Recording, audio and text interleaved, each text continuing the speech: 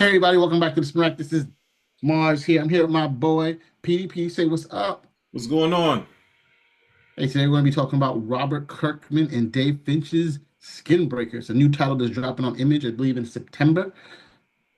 PD, Selector, hit us with the video. Okay.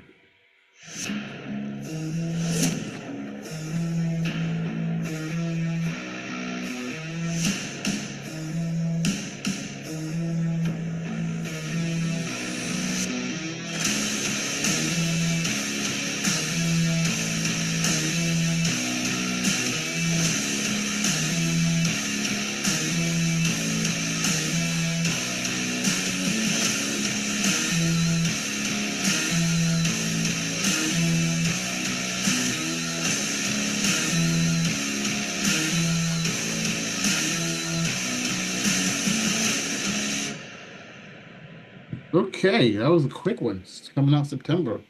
So, I mean, it looks interesting. Again, Robert Kirkman has been super successful with his Skybound series. I mean, the Invincible, the spinoff Beast, what is it? Beast World, Beast Battle Beast. We did a review on that. What are the you talking about the We Transformers? Yeah, and then not even talking about the Transformers and GI Joe. Those are all connected worlds. So this is something. Is it an original thing? Do you know about it? Anything about it, Petey? You want to throw in some words on this one?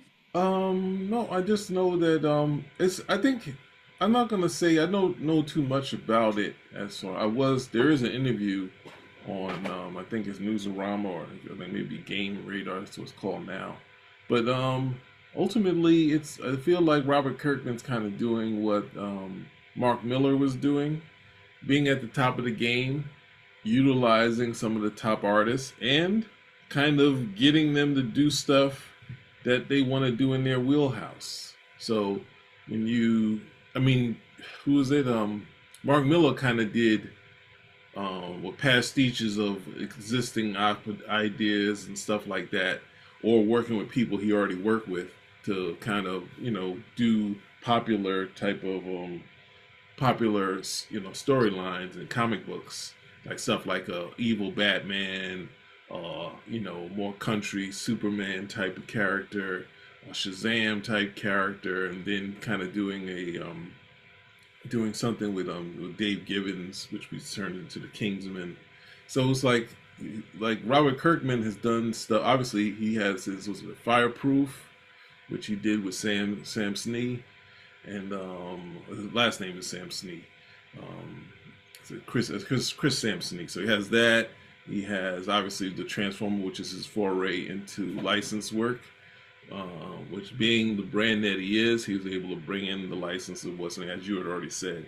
But we see with I think he also did something with Mark Silvestri, where Mark Silvestri didn't draw it, but this artist, another artist drew the book, and then they also had another writer. But he's trying some different things with him being kind of the top of the food chain. Kind of DC is probably really the top of the food chain with the stuff they're doing, and Robert Kirkman and his brand is kind of the next. So he's bringing in the top artists. That's the thing. One of the things being a writer is to utilize the artist to the best of the artist's ability.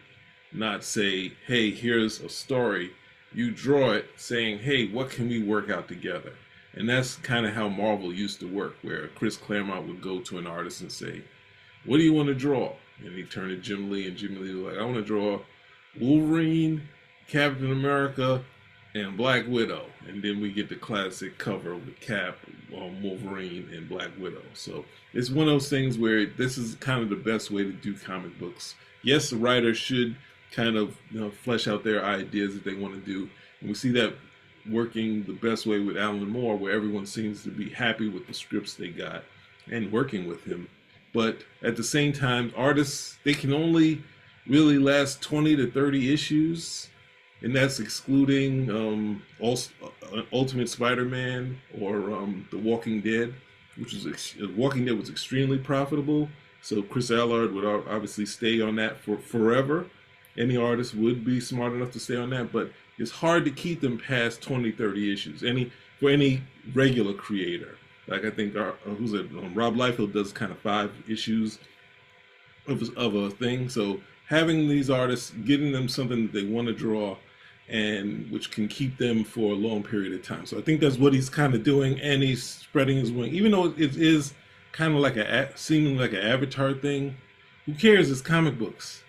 Stan, I think Claremont and Byrne, all of the great guys pulled from everything that they could, everything they knew, and that's what writers always do. They kind of take what they know, they read a lot, they take what they know and they put it into this thing. So it doesn't look like Avatar, but it has kind of that worldly, different world type of thing, and monsters and that sort of thing.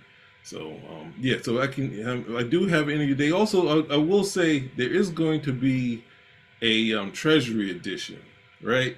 So they're gonna have the regular edition, and they're also gonna have a treasury edition which you can buy.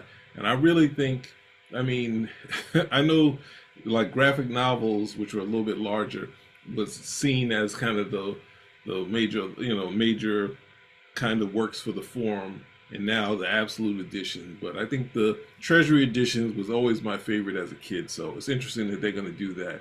And I kind of wish we see more treasury edition of stuff I like. But anyway, yeah, so that's it. There's more, but they have a lot of glowing things to say about each other. We could spend a ton, a couple hours listening to that, but that's all I have to say about it.